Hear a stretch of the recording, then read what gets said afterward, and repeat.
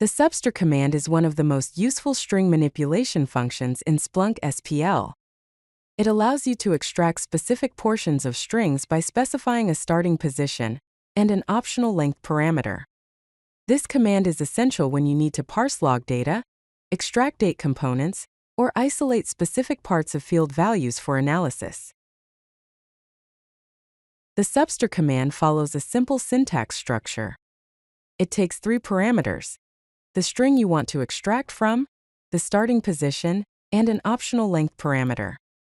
The basic format is substr, followed by an opening parenthesis, then the string parameter, comma, start parameter, comma, optional length parameter, and closing parenthesis. Let's break down the first two parameters. The string parameter is the source text you want to extract characters from. This can be a field name, a literal string value, or any expression that evaluates to a string. The start parameter specifies the starting position for extraction. It's important to remember that Splunk uses zero-based indexing, meaning the first character is at position 0. The length parameter specifies how many characters to extract from the starting position. This parameter is optional, which gives you flexibility in how you use the substr command. When you omit the length parameter, the command will extract all characters from the starting position to the end of the string.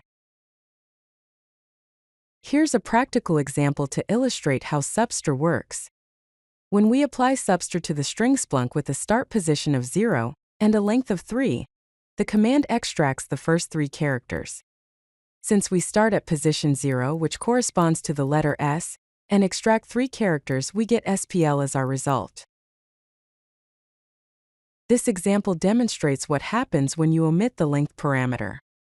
Starting with the string Splunk query and a start position of 7, the substr command extracts everything from position 7 to the end of the string. Position 7 corresponds to the letter Q in query, so the result includes query in its entirety. One common real-world application of substr is extracting date components from timestamps. You can use the eval command combined with substr to create new fields containing specific parts of a date. For example, extracting the year by taking the first 4 characters, or the month by starting at position 5 and taking 2 characters. Remember these essential points when using substr. First, positions always start from 0, not 1.